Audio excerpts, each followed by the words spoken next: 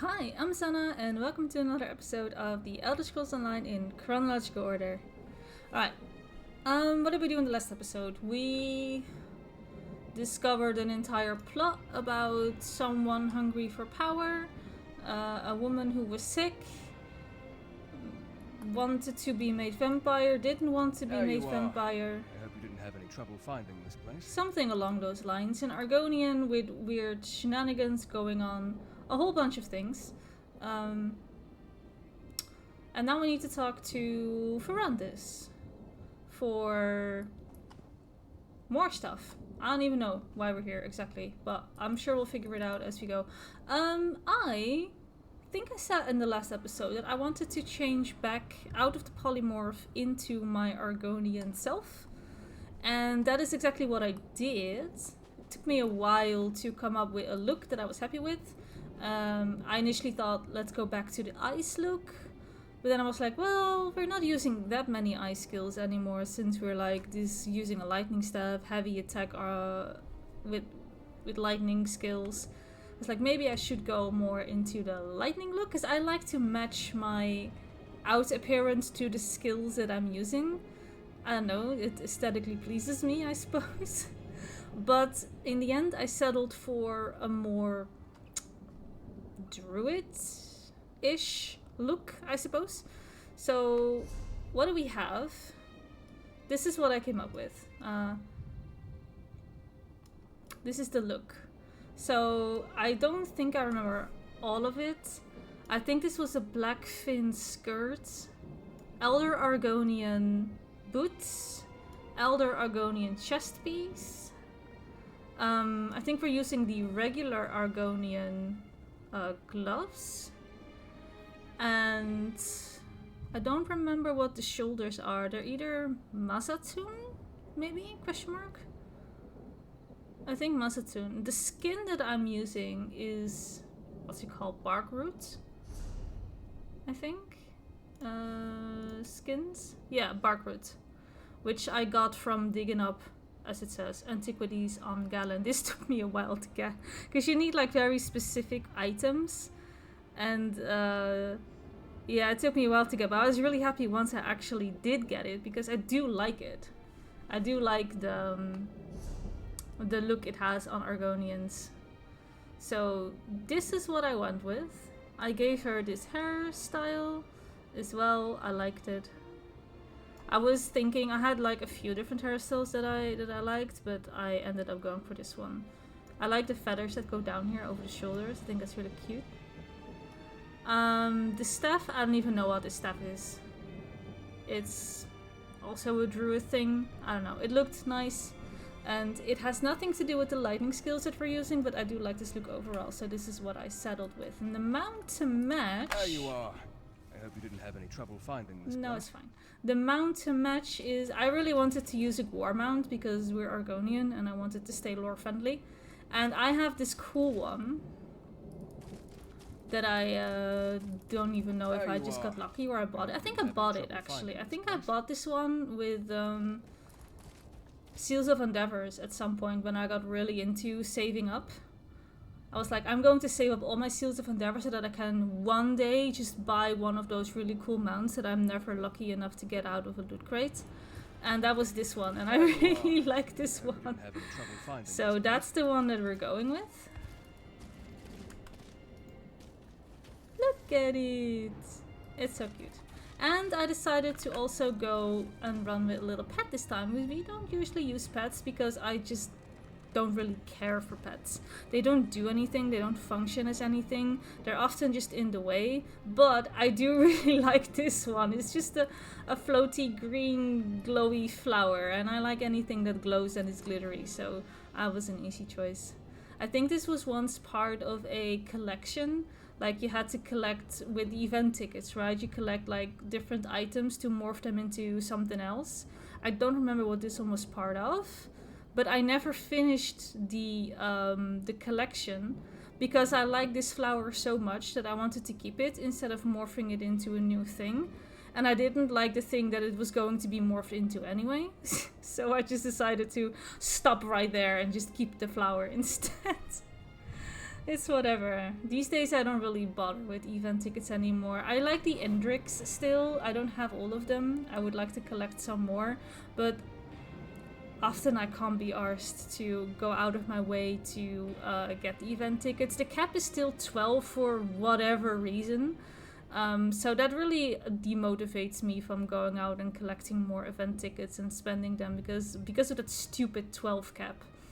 It just doesn't really motivate me to go out and get some because then I need to constantly buy something to not be overcapped so that I can still do stuff it's whatever. Don't like it.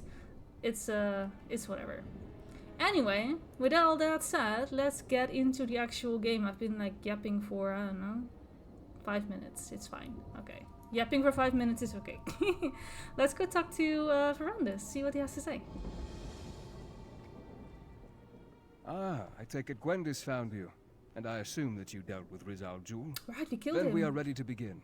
Let's find out why they tried so hard to hide this place from my memories. Right, what is this place? That's a good question, because I don't know either. A forgotten tumble of ruins in the desolate Locrata Hills. I found a trap door that should grant us access to the chambers beneath, but it's locked tight. Look around for a way to open the trap door, and I'll meet you at the West Tower. I'll try to find a way to unlock a trapdoor. I advise caution, my friend. No.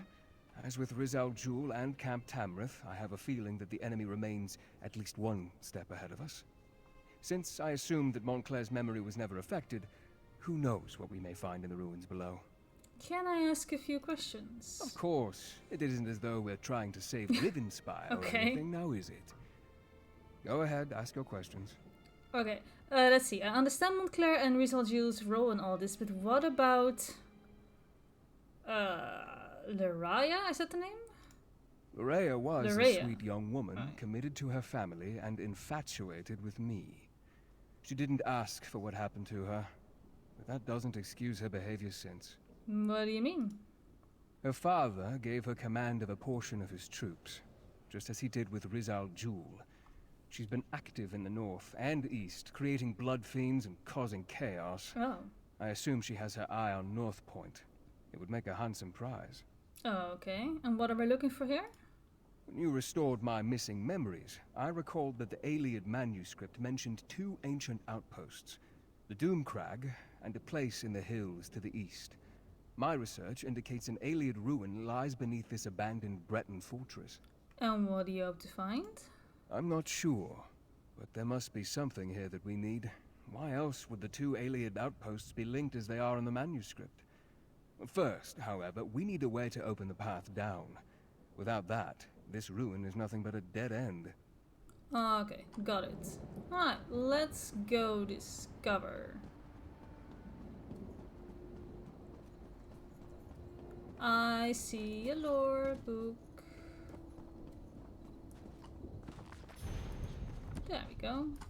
There's also a sky shard here. Yeah, I see it. It's like up there. I want to get the sky shard too. Is this the way up? It totally is.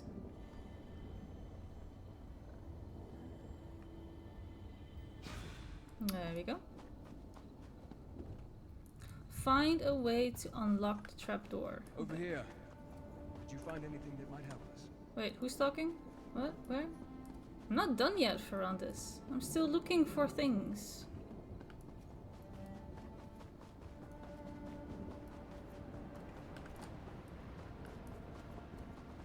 Do I need to walk up the stairs?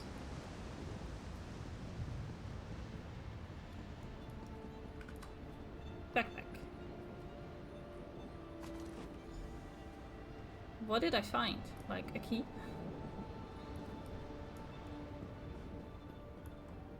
Can I jump down and don't die? Alright, that's fine. We'll just heal up, I guess.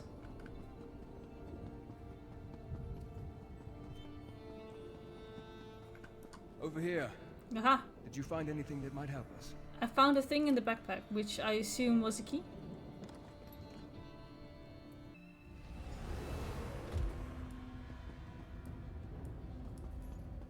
Okay. Way ahead. Can it be? What is? A A veil has been cast upon these ruins. What now? It's just as I expected.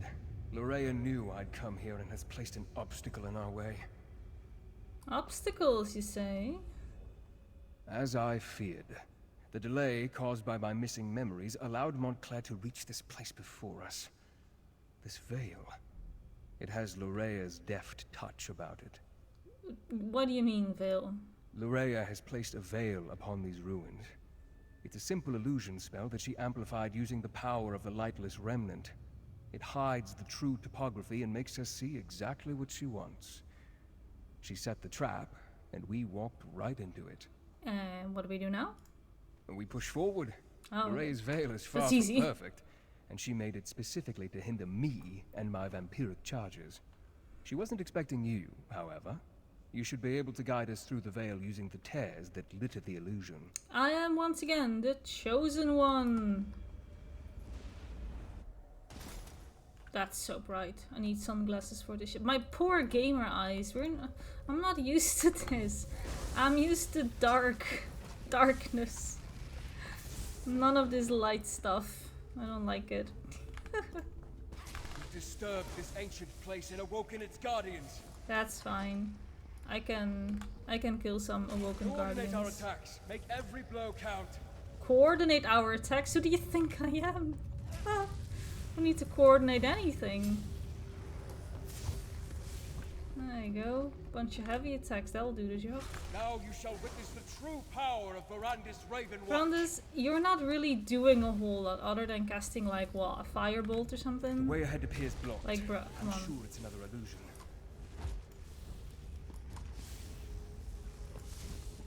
Alright. Tear. Yeah, this really hurts my eyes. The veil hid this gauntlet of traps from us. We need to move through this area with caution. Okay. Caution is not necessarily my middle name. I like to kind of unga bunga through. A real chasm or another illusion? We probably shouldn't chance it. I'm See if way you can ahead of locate you another tear. around this. If you just come here. No, you're gonna stand there? Okay.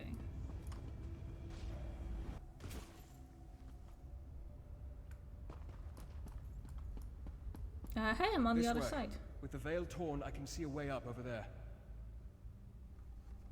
Wait, did I go wrong? No, I went right? Oh no, I'm lost.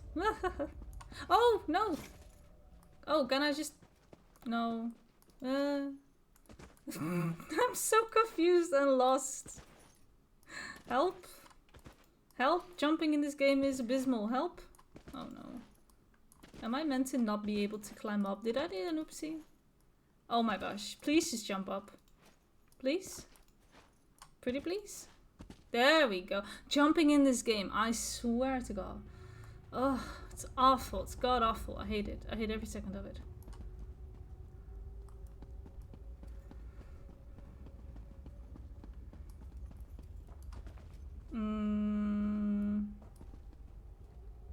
I legit don't know where to go. So that doesn't help. So that tear just leaves us out, I suppose. So let's not take that one. Explore the rooms. Where do I need to go? Can anyone tell me? Another obstacle. Oh. Look how the rubble blocks those doors. Come talk to me when you have a moment. I have all the moments in the world.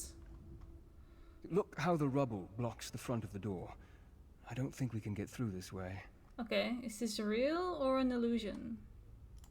We're close to the end of the veil. Really? I can feel it. Beyond that door lies the oldest section of the ruins, a section that dates back to the ancient Aliads. We just need to locate another tear. If there isn't one, our quest may come to naught. Well, with that attitude, for sure. Yeah, okay, so... where do I go from here? Okay, now it tells me to go in here though, looking at the icon. Hopefully that's the last of the veil. Okay. Let's see if we can get through that door now. If it wasn't for quest markers, I would be completely lost in this game. Well done, my friend. I'll meet you on the other side. Because my navigation skills are that of like, I don't know, a pet rock. I think Like, what we're looking for is not just great. beyond this chamber. Yeah, no, without it I would be absolutely lost. Same goes for the minimap. Like, this game obviously by default doesn't come with a minimap. It's an add-on that you need to install. The item we seek is through It's here. the first Follow thing me. I would recommend people getting.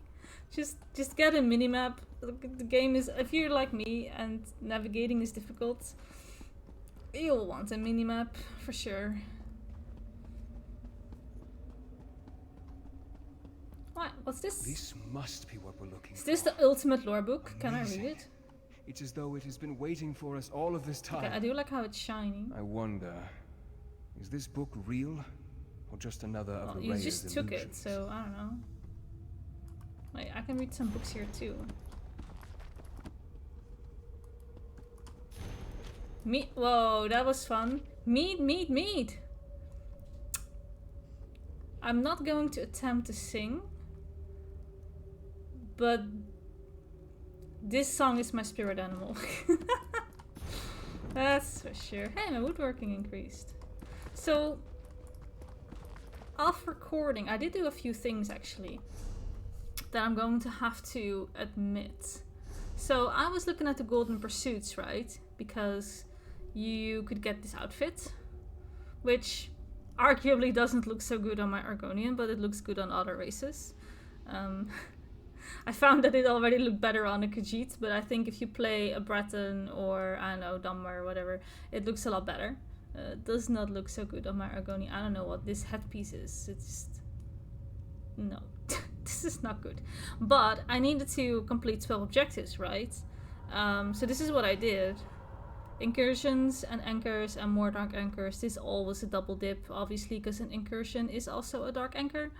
So all of this was done. I did the world bosses and the public dungeon bosses and the delve bosses. And the group dungeon bosses, I just went in on my solo build and just did them. On my own. Crafting items, any skill is easy. Training dummies was easy because I have a training dummy inside my home as well. And then we came to the last few, which was 10 ranks in skill line and quests. Now I was like, I can wait until I'm on this character and start questing for the Let's Play, but that still goes very slow.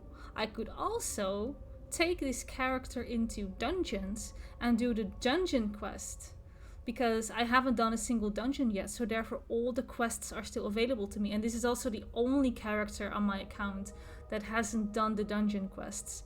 So I figured I can go in with this character and do quests. And I might as well try to see if I can get some ranks in skill line as well, because this is the only character that didn't really do any crafting. So my skill levels are really low. So I did end up trying a few things. So I made stuff and then deconstructed it again to get some XP into all this stuff. And then I did, I think, 2 or 3 dungeons in the end. I think only 2 dungeons in the end. Yeah, I only have 2 out of 5 quests complete. So I only did 2 dungeons. I did the easiest was, I think I did, what was it? Wayrest Sewers, and I did another one. I can check, right? Dungeon Finder, specific dungeon. I did Darkshade Caverns and Wayrest Sewers. Those are the only ones that I did. So any other dungeon, I think should still... maybe I did Fungal Grotto? The rest should still all have quests available, because I do want to showcase a few of these dungeons, right? Like how this build holds up on its own in a dungeon. Spoiler, it was fine. It was actually just fine, because I did a few dungeons on my own without any other people grouping up with me, and it was completely fine. But I just really wanted to get the Golden Pursuit, and I think they're fun to do, but I also kind of want to get them done, to get them out of the way, like, because I tend to be an impatient little kid that just really likes the reward and wants to get that as soon as possible. And I don't enjoy the journey, I only enjoy the destination. So yeah, I did that real quick. That means that I did a few dungeons, I did a bit of skilling on the side that I didn't record. And as I was doing a dungeon, I actually met someone who was standing right in front of one of these dungeons. And he was like, "Hey, are you going in this dungeon?" And I'm like, "Yeah." Like, "Oh, you should be part of the Undaunted, because you're all like kind of adventurers doing dungeons and whatnot." I'm like, "Oh, that's cool. Can I join?" He's like, "Yeah, yeah, just go into this dungeon and kill the boss, and then you've proven yourself." So I did that. And now I have this quest, and I need to talk to someone in Davon's Watch to become one of the Undaunted. So that happened. And that just made me realize that all this time I haven't done the Undaunted quest. Like, it just completely slipped my mind that this is something you can do really early on, right? Like, I tend to, whenever I play for myself, as soon as I hit level 15 and I unlock weapon swapping, that's when I do my first dungeon, because I feel like I am more useful in a dungeon if I have weapon swapping available, because I'm usually the healer whenever I play with other people. I do my first dungeon at level 15. And therefore I get my Undaunted quest done very early on, meaning I also unlock the skill line for Undaunted. I don't even know. Like, it's level 2. Like, I didn't really do much. Apparently I did do something to make it go to level 2, but it's not a whole lot. And there are some really cool skills in there. Like the necrotic orb that becomes a different one when you morph it is almost always taken by healers. You can morph it into a DPS or into a healing skill to detonate for healing, or detonate for damage depending on what role you play. You might really like this skill. This is a taunt, I believe some people will take that as if they're tanking. The Blood Altar is a very easy heal as well. And this is a really nice passive to have as well. And I kind of like this one as well. Like, these passives are just useful extra bonus stuff, but I just realized that I didn't really do anything about the Undaunted at all until I just came across an NPC of the Undaunted whilst I was doing a dungeon. So that happened. We will eventually go and initiate, become one of the Undaunted, just not now. Whenever I actually am in the neighborhood and I'll think about it, we can quickly hop in there and do it. But for now, Ferrandis just yoinked the book from the pedestal and nothing happened, so I'm assuming we're safe. Remarkable. It appears to be an intact volume of Iliad lore. If it's real, then this is what we came here to... No. This can't be correct. What does the book say? This is all about the remnant of light. Before it became corrupted. It mentions that the remnant requires a vessel to make full use of its limitless potential. A container for its abundant power. I like how my bear is like blinking in and out of existence in this little corner. It's the little things that make me giggle. Is Montclair that vessel? That seems likely. Between the relic's magic and the vampiric abilities I inadvertently provided, Montclair has become more powerful than I expected. The book also says that if we break the vessel, we break the relic. I will need to think upon that. Okay. Oh, the quest is like literally done right now. Okay. He needs to think on that. Going, think a little faster, maybe? Maybe there's a quest giver like right outside here. Yes, there is. You think on it? Well, my friend, it appears that the book is real and not part of Lorrea's illusion. I believe it will be of great help to us in the trials ahead. That said, I have much research to do. Ancient Iliad isn't my native language, you know. Uh-huh. Can I have that book? Is it a lore book? Can I have it from my collection? I believe so, yes. I have much more reading to do before we get to that point, though. Know that we wouldn't have this advantage if not for you. I could never have navigated Lorrea's Veil without your help. You're very welcome. While I continue my research, you should head to North Point. Gwendis caught wind of Loraya in that area, and I had her direct Durrell and Tamrith to take their troops north. I'm sure they'd appreciate any help you can provide. What can you tell me about North Point? Baron Dorrell considers North Point to be his seat of power.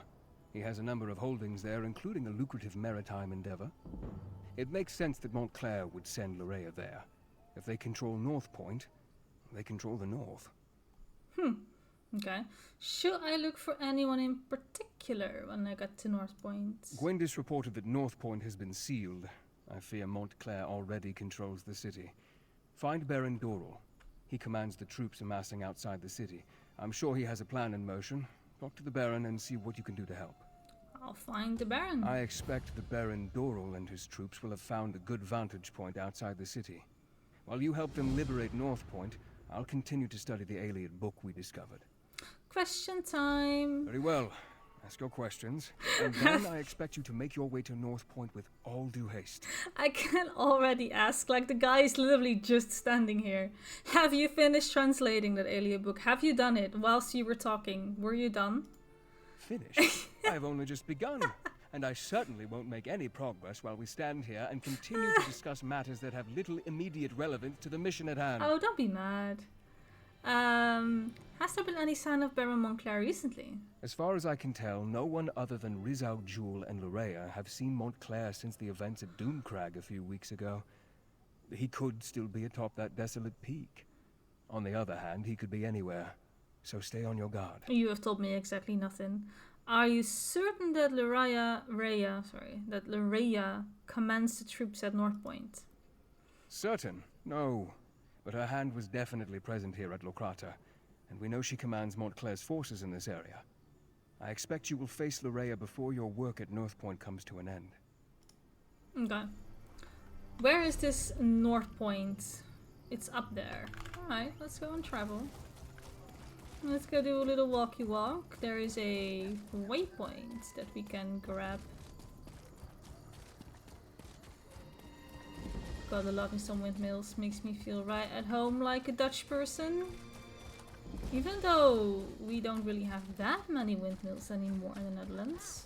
I still got a few. To all my tusk, I'll show. Okay, don't yell at me. And I need to go into this house, I think, for a lore book. The mayor's house. Alright. Don't mind me, I'm just barging in to grab a book. And then leave. Can you imagine that would happen in real life? Like someone would just barge into your house and be like, I just sense you have a book here that I need to grab. And then I'll be out on my way. Goodbye. That's wild. There are a few games that when you walk into someone's home and you talk to them, talk to the NPCs that are inside the home, they like literally ask you, why are you in my house?